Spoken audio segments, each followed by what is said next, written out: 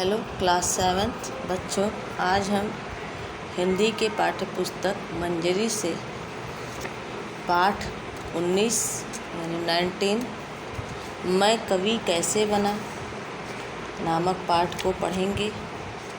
इसके लेखक हैं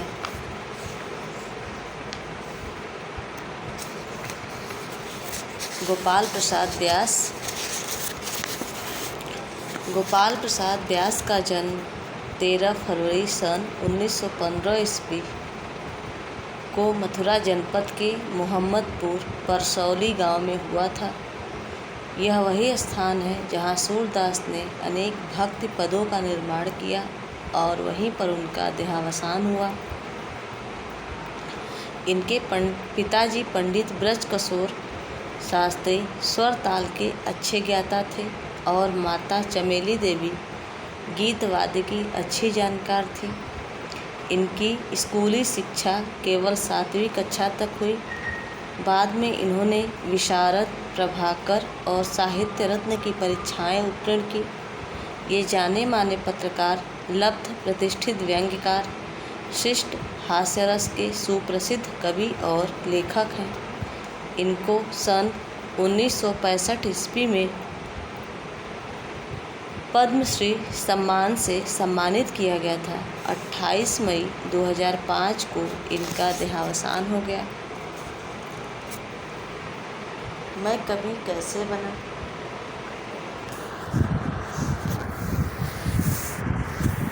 यह आत्मकथा है और इसमें गोपाल प्रसाद व्यास ने अपने बचपन में कवि बनने की लालसा का प्रस्तुतिकरण बड़े ही रोचक ढंग से किया है। बालक गोपाल दास ने अपनी गलती को अपनी कक्षाध्यापक के सामने स्वीकार कर उसका निराकरण पूछा। अध्यापक ने उसे तुकांत शब्दों के माध्यम से कविता बनाने का पहला गुर सिखा दिया। कोई सन 1924 के आसपास की बात है। मैं मथुरा के अग्रवाल विद्यालय में शायद 3रे दर्जे में पढ़ा करता था। वह भारत का जागरण काल था। समाज सुधारक और राष्ट्रीयता दोनों ही अपने पूर्ण यौवन पर थी। शिक्षा संस्थाओं पर भी उनकी गहरी छाप थी। हमारे विद्यालय में भी लगभग प्रति सप्ताह कोई न कोई उत्सव आयोजन होता ही रहता था। मुझे भी इन अवसरों पर उजले कपड़े पहनकर आगे बैठने में बड़ा आनंद आता था। संगीत तो मेरे परिवार के रग रग में था। मेरे नाना जी नंदन गिरवर अपने दिनों में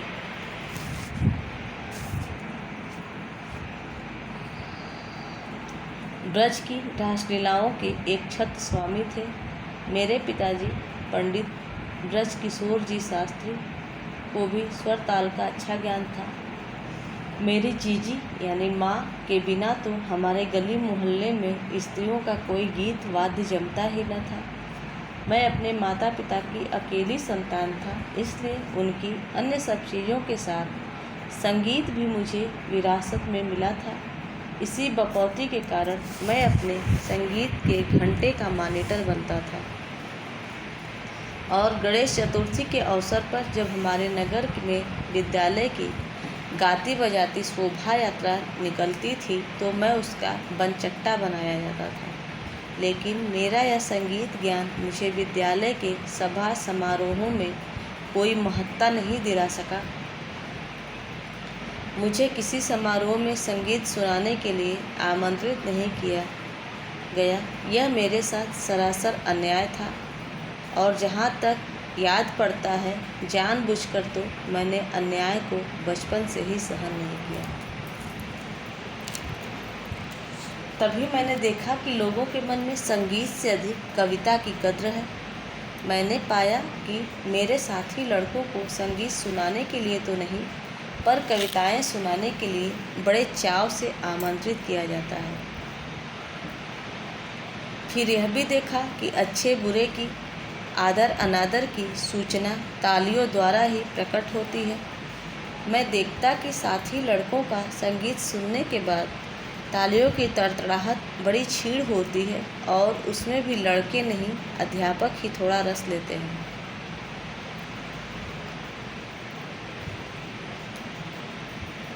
मगर कविता के बाद जिस तरह तालियों के खाली बादल गरजते थे, उन्हें देखकर मेरे मन में भी कविताएं सुनाने की लालसा उत्पन्न होने लगी।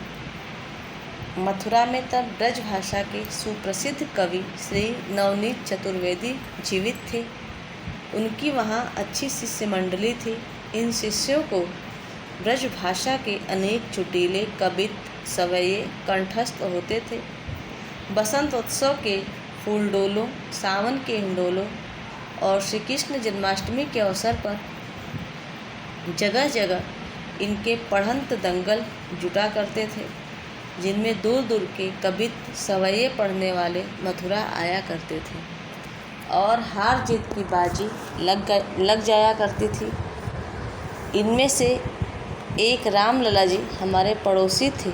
इन्होंने अकेले पावस पर ही कोई सैकड़ों छंद याद थे। पावस यानी वर्षा ऋतु। यो वह उम्र में मुझसे कोई थोड़े बड़े थे, लेकिन कवि होने के कारण समाज में उनकी गिनती समझदारों में हो चली थी। मैंने रामलला जी से मेल जोल बढ़ाना प्रारंभ किया। मैं भी अब ब्रज भाषा के पुराने कवित्त सवैये याद करने लगा और उन्हें विद्यालय में अपना बता कर सुनाने लगा।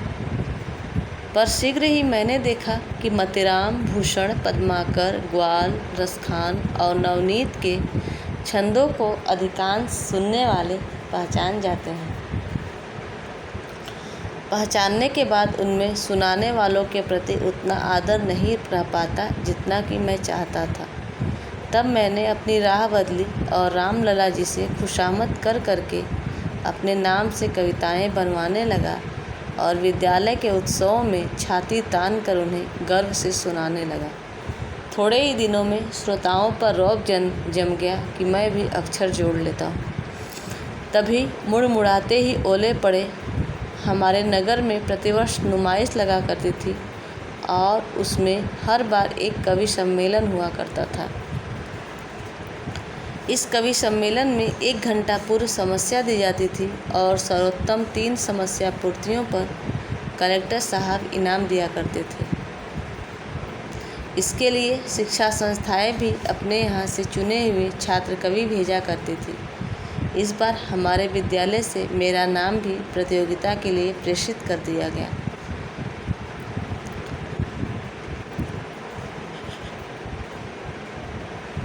मैंने सुना तो मुझे काठ मार गया। घबराया हुआ अपने क्लास टीचर के पास गया। मेरे क्लास टीचर श्री कामेश्वर नाथ जी थे। वे पक्के आर्य समाजी थे।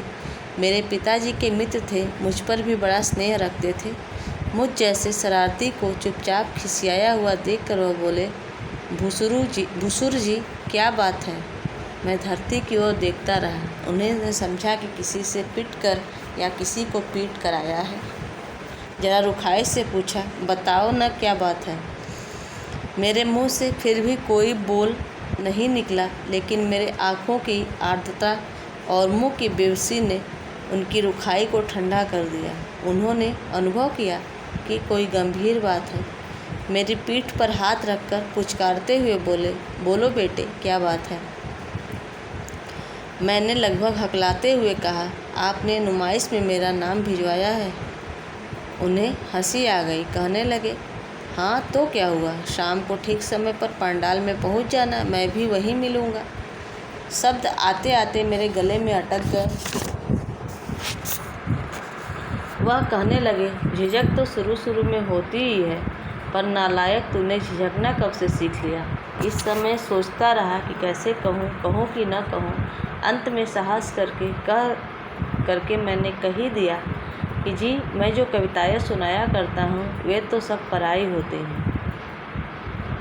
कोई और अवसर होता तो मास्टर जी ने मलते मलते मेरे कान सुर्ख कर दिए होते, लेकिन भगवान की कृपा से इस बार उन्होंने वैसा कुछ नहीं किया। मुस्करा कर बोले, हद तेरे की। पर अब क्या हो, हमने तो विद्यालय से अकेले तुम्हारा ही नाम भेजा है। तुम्हारे न जाने से बड़ी बदनामी होगी। मैं इसका क्या जवाब देता। वह भी कुछ देर चुप सोचते रहे, फिर एकाएक मेरा भविष्य जैसे उनकी आंखों में चमक गया हो, ऐसे उत्साह से भरकर बोले, कविता करना बहुत आसान है, तुम घबराओ नहीं। देखो वहाँ मामूली सी समस्याएं दी जाएगी, यही आई है, गाई है, सुहायो है आदि। ऐसा करना कि जो भी समस्या तुम्हें दी जाए पहले उसकी 4 तुकें जमा लेना। उदाहरण के लिए अगर आई समस्या दी जाए तो पहले छाई है, भाई है, एक और लिख देना। समझ गए ना। मैंने छंद रचना के पहले पाठ को हृदयंगम करते हुए स्वीकृति सूचक सिर हिलाया। तो बताओ सुहायो है कि क्या तुक बनाओगे।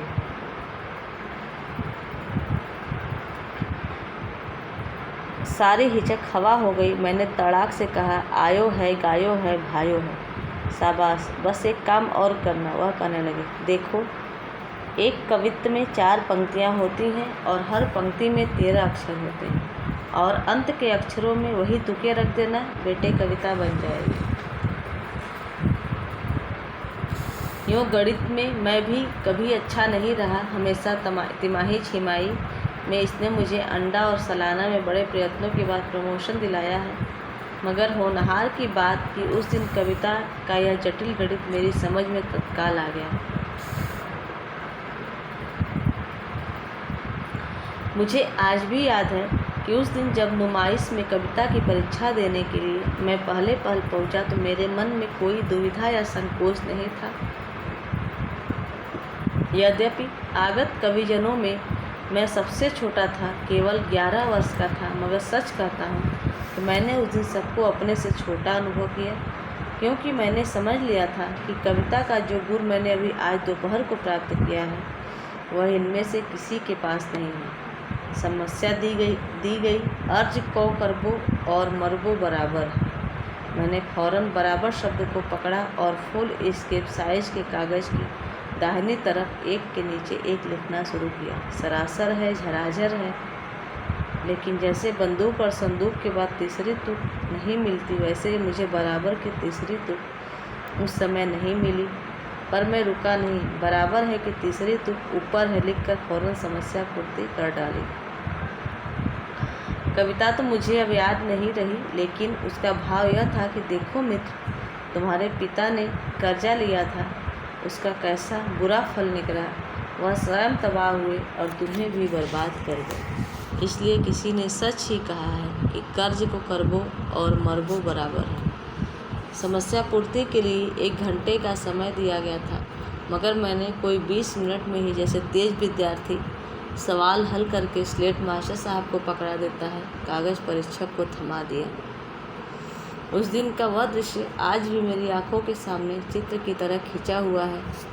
कवि सम्मेलन का पांडाल श्रोताओं से खचाखच भरा हुआ था। मेरे हेड मास्टर और कविता की कुंजी बताने वाले क्लास टीचर भी बगल की कुर्सियों पर बैठे हुए थे। भीड़ में मेरे विद्यालय के कितने ही विद्यार्थी और सहपाठी भी शामिल थे। मेरा नाम पुकारा गया। मैं उत्साह के साथ भीड़ को चीरता हुआ मंच पर आया। चारों तरफ तालियां बज रही थी, पर मैंने उन पर कान नहीं दिया। विश्राम घाट के चौराहे वाले हनुमान जी को मैं रोज़ संध्या को हनुमान चालीसा का पाठ सुनाया करता था। मन ही मन उनका स्मरण किया और हाथ हिलाकर कविता सुनाने लगा। स्वर मेरा सधा हुआ था। शक्ल भी बचपन में बुरी नहीं लगती थी। लोगों ने जो बच्चे के मुंह से कच्ची समस्या पूर्ति सुनी तो गदगद हो गए। सभी लोग प्रशंसा और आश्चर्य के भाव से मुझे देख रहे थे। कविता की समाप्ति के बाद मैं तालियों के तूफान में जो खोया तो फिर सुध-बुध नहीं रही। मेरी सांस फूलने लगी, पसीना आ गया। शायद और अधिक देर होती तो मैं लड़खड़ाकर मंच पर ही बैठ जाता। तभी हमारे विद्यालय के हेडमास्टर से मुकुट बिहारी लाल जी लपके हुए मंच पर आए और उन्होंने मुझे दौड़कर गोदी में उठा लिया। मुझे लगा कि मानो साक्षात देवी सरस्वती ने मुझे अंक में भर लिया है। उनकी गोद में जाते ही मेरा सम्मान कई गुना बढ़ गया। मेरे विद्यालय के लड़के ज़ोर ज़ोर से तालियां बजा बजा कर कूदने लगे। मैंने गोदी से उतरकर हेडमास्टर साहब और कामेश्वर नाथ जी के चरण छुए। इस प्रकार मेरी पहली कविता ने ही धूमधाम से मेरे कवि होने की घोषणा जनता में कर दी। घड़ी भर में मैं चोर से साहूकार हो गया।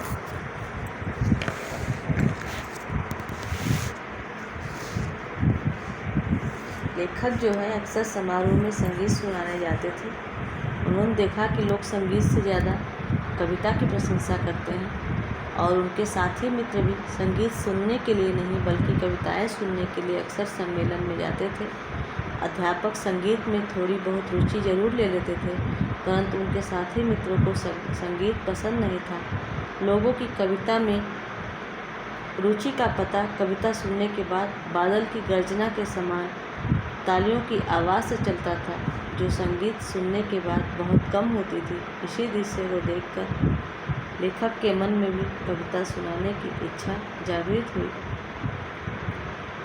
और सन 1942 में मथुरा के अग्रवाल विद्यालय में तीसरे दर्जे में लेखक पढ़ते थे और विद्यालय में होने वाले उत्सव आयोजन में सबसे आगे बैठने में बड़ा आनंद आता था। उनको संगीत उनके परिवार में रची बसी थी। नाना जी एवं पिताजी को संगीत का अच्छा ज्ञान था तथा उनकी माँ को भी संगीत से लगाव था। इसीलिए संगीत उन्हें भी विरासत में मिली, जिसके कारण उन्हें संगीत के घंटे का मॉनिटर बनाया जाता था। लेकिन यह संगीत ज्ञान विद्यालय में होने वाले समारोहों में कोई स्थान नहीं दिला पाया उनको, जबकि कविता सुनाने वाले छात्रों को आमंत्रित किया जाता है। और जब उन्होंने अपने पड़ोसी रामलाल जी से अपने नाम की कविता लिखवाकर समारोहों में बड़े गर्व से सुनाना शुरू किया। कुछ ही समय बाद शहर में होने वाले कवि सम्मेलन में उनके विद्यालय की तरफ से उनका नाम दिया गया और जिसे सुनकर वह स्तब्ध हो गए।